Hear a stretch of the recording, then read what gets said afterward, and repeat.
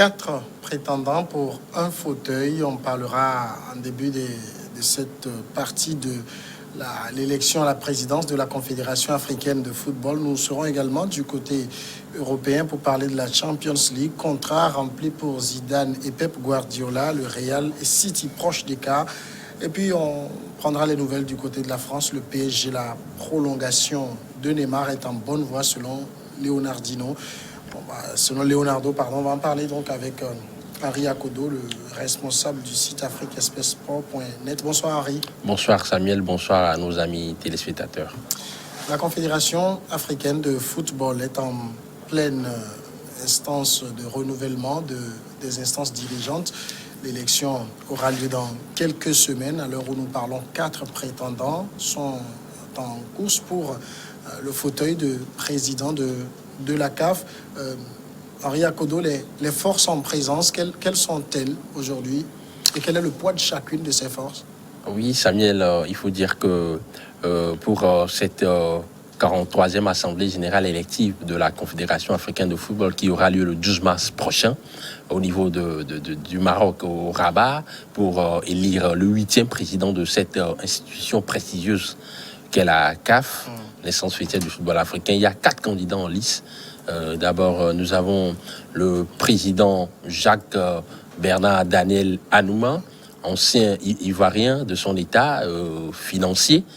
Il a 69 ans, ancien président de la Fédération ivoirienne de football, ancien membre du bureau exécutif de la FIFA. Il avait tenté l'aventure en 2013 sans succès, puisque sa candidature a été rejetée au niveau du comité de gouvernance de la CAF. Aujourd'hui, il a sorti un programme intitulé Servir le football africain, qui est développé en 4 axes. D'abord, des réformes au niveau de la gouvernance de l'institution, l'équilibre financier de l'institution. Il veut mettre l'accent sur les droits de télévision, le sponsoring pour développer un modèle économique propre à la Confédération africaine de football. Il veut également se baser sur la transparence de la gestion des affaires, mais également des réformes au niveau du jeu, notamment mettre un accent sur la détection des talents et la formation des jeunes joueurs. Il a des soutiens. En tout cas, le premier soutien de Jacques Bernard Daniel Anouma, c'est l'État de la Côte d'Ivoire, le président Alassane Dramane Ouattara, qui a instruit, en tout cas, le ministre des Affaires étrangères pour pouvoir permettre à Jacques Anouma de pouvoir ratisser large. Et ils ont dépêché des missions diplomatiques un peu partout sur le continent. Ils ont déjà sillonné 18 pays. Et à ce niveau, Jacques Anouma, en tout cas, part bien avec la faveur des pronostics. Il faut également dire que son expérience et sa connaissance du football business le projette aujourd'hui indubitablement comme l'un des favoris de cette élection. Mais le petit bémol pour Jacques Anouma, c'est la limite d'âge. En tout cas, aujourd'hui, il a 69 ans. Il ne pourra plus se représenter lorsqu'il sera élu pour les 4 prochaines années, puisqu'il va dépasser l'âge limite qui est de 70 ans. Et à ce niveau-là, ça ne fait pas bien. Certains disent déjà que, en tout cas, il ne sera pas dans une posture de pouvoir gérer d'une manière pérenne les affaires au niveau de la CAF, puisqu'il sera frappé par la limite d'âge et que dans 4 ans, il ne pourra pas véritablement sortir la CAF de sa léthargie.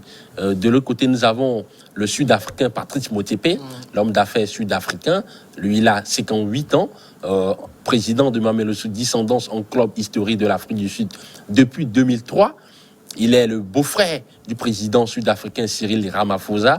Il entend redorer le blason du football africain, le rendre plus compétitif. Il a également des soutiens, notamment celui de l'organisation sous-régionale de la COSAFA.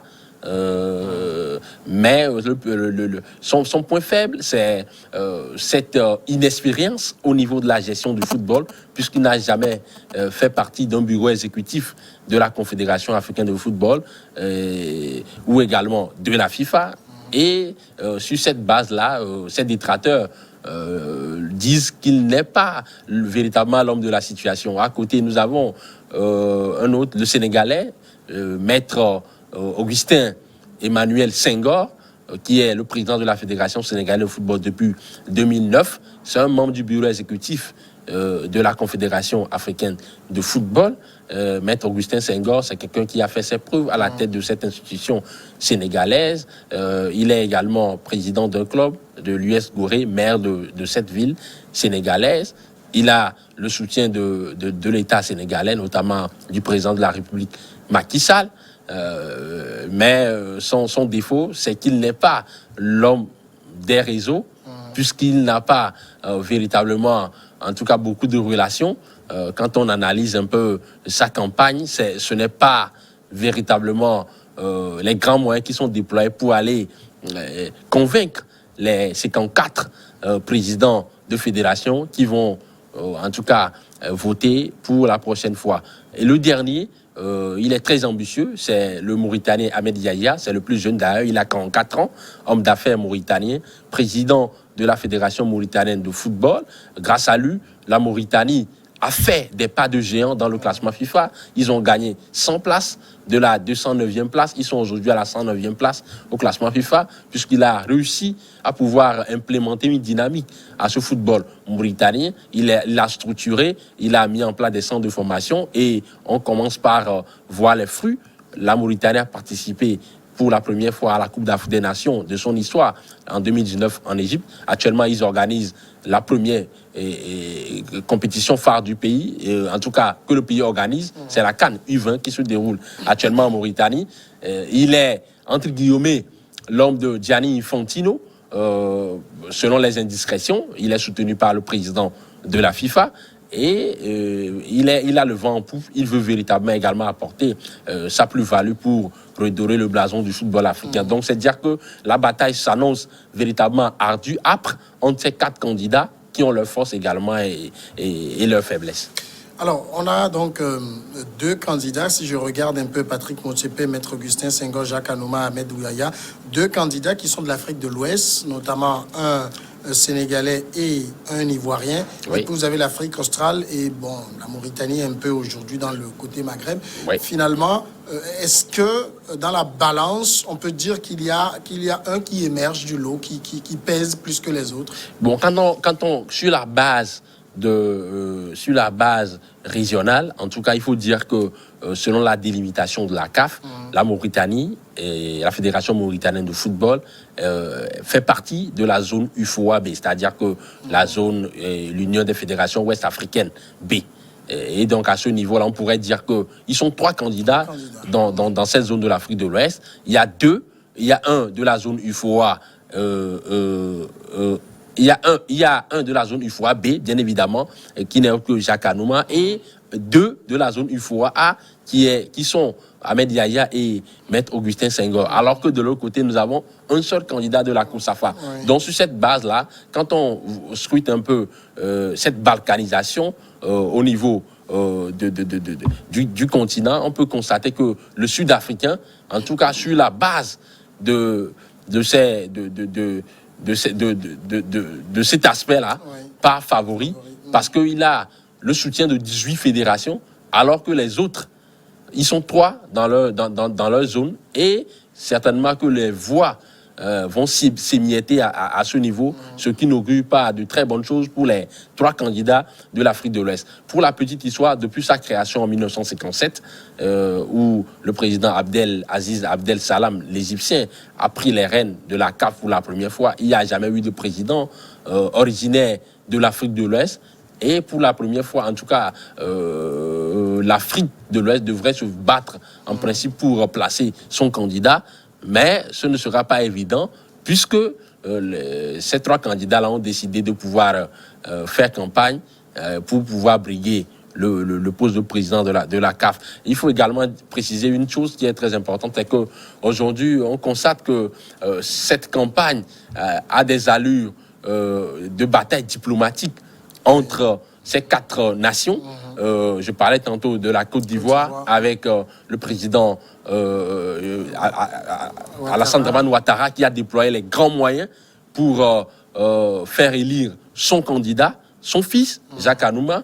De l'autre côté également, c'est le président Macky Sall également qui fait beaucoup pour son candidat, Patrice Motsepe. Que dire de l'implication de Cyril Ramaphosa, qui a, en tout cas, qui avec son ministre des Affaires étrangères, le président de la Fédération sud-africaine de football, Danny Jordan, sont en train de se battre pour faire élire Patrice Motsepe.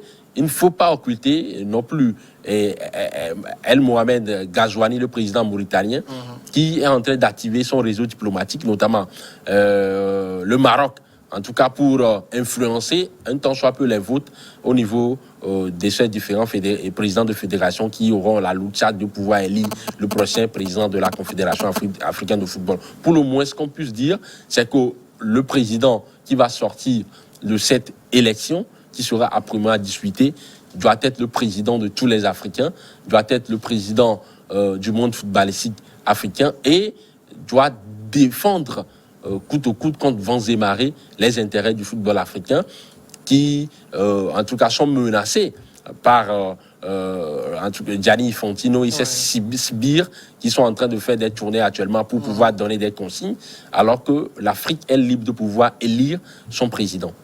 Justement, vous rappelez cette tournée de Gianni Infantino.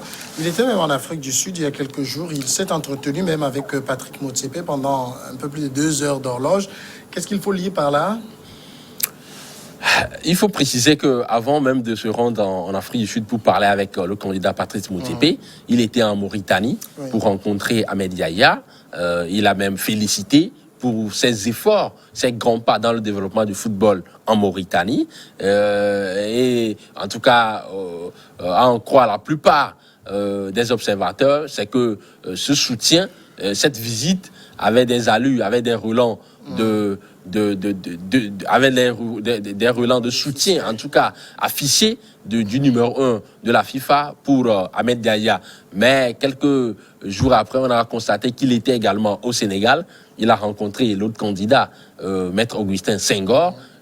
Il était également en Afrique du Sud pour rencontrer Patrice Motsepe. Cette visite peut être considérée également comme une visite de contact pour voir un peu, en tout cas pour lire un peu, pour constater de visu le programme de Patrice Motsepe, qu'est-ce qu'il souhaite faire pour le développement du football africain en tant que président de la FIFA. Mais c'est une visite nécessaire?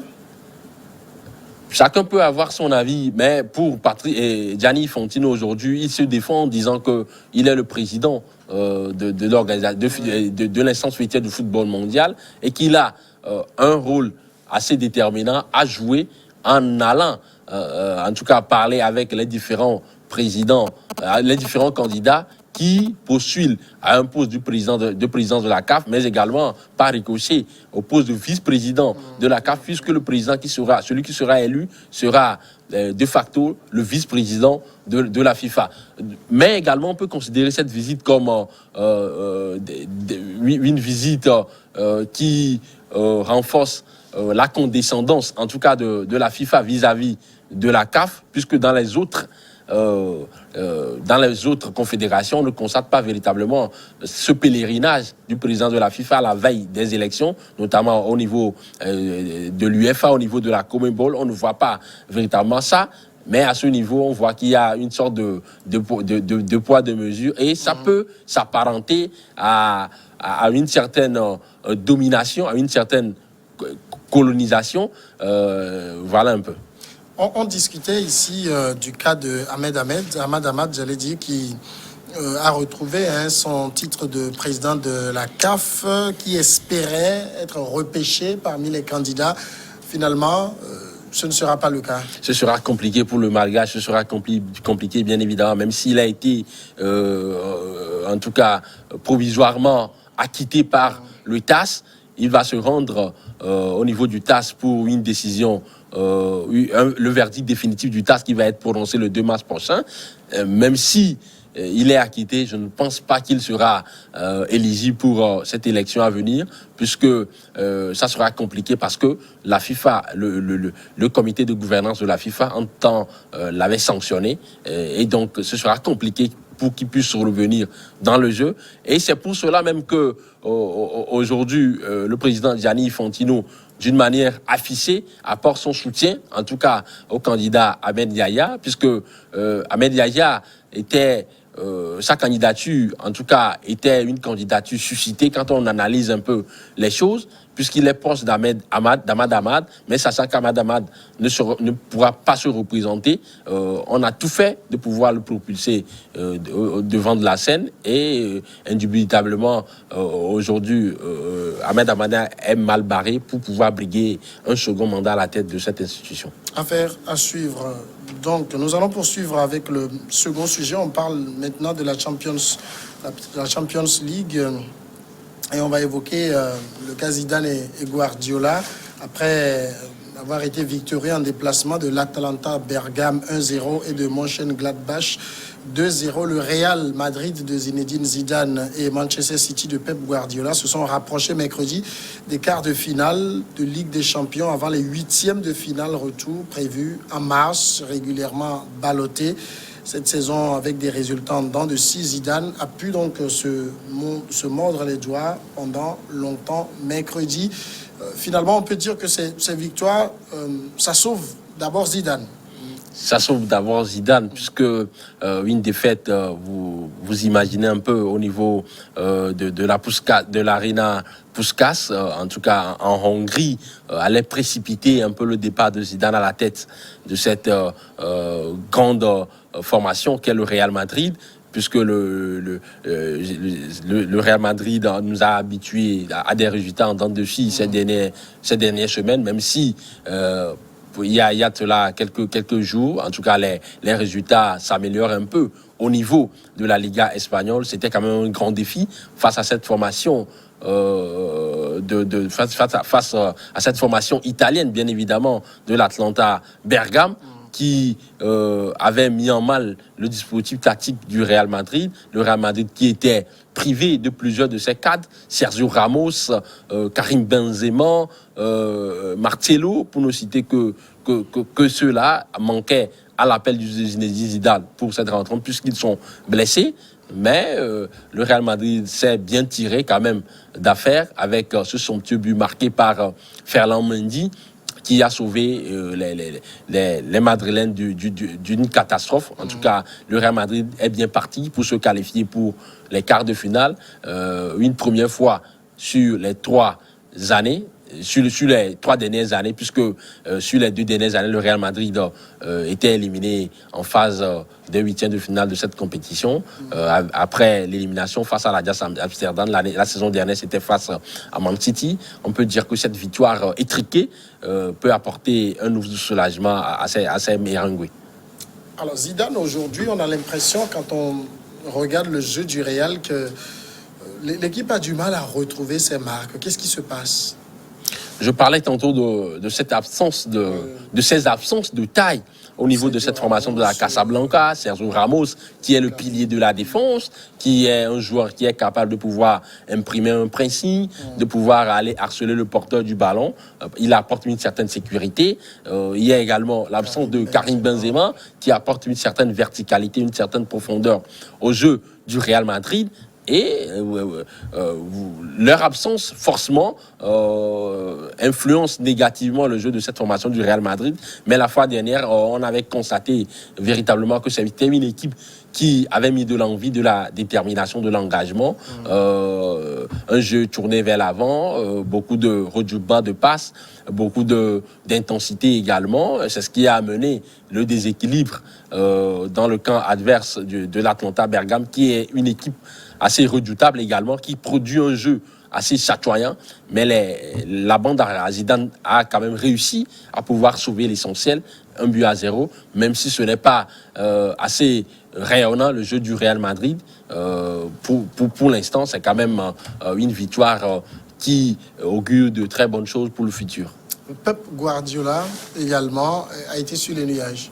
il a été sur les nuages. Leur rencontre a eu lieu en Hongrie, contrairement à celle du Real Madrid face à Atlanta Bergame. On avait joué à Bergame, bien évidemment, pour cette rencontre entre le Borussia Mönchengladbach et Man City. C'était à l'Arena Puskás en Hongrie, sachant bien que en Allemagne, il n'y a pas de... En tout cas, le gouvernement a fermé les frontières pour les matchs internationaux. Et donc, les dirigeants de l'UEFA ont tout fait pour pouvoir organiser ce match-là en Hongrie. C'était quand même une rencontre entre deux équipes qui avaient un style diamétralement opposé. Le Borussia Mönchengladbach, 8e de Bundesliga, c'est un football direct, fait de transition rapide vers l'avant, avec des individualités. Alessandro Plea, et en face c'était le Manchester City, avec une certaine volonté de pouvoir user l'adversaire en conservant au maximum le ballon, en faisant circuler le ballon. C'est ce à quoi on avait assisté. Le Man City qui a mis du rythme, Man City qui est avec son dispositif de 4-3-3, avec João Cancelo, le portugais, le latéral droit, qui apporte une certaine densité au milieu du terrain en allant souvent dans ce secteur de jeu. Il a également apporté beaucoup de vivacité au jeu de son équipe, et c'est d'ailleurs lui qui a centré pour le premier but de son compatriote Bernardo Silva dans cette rencontre.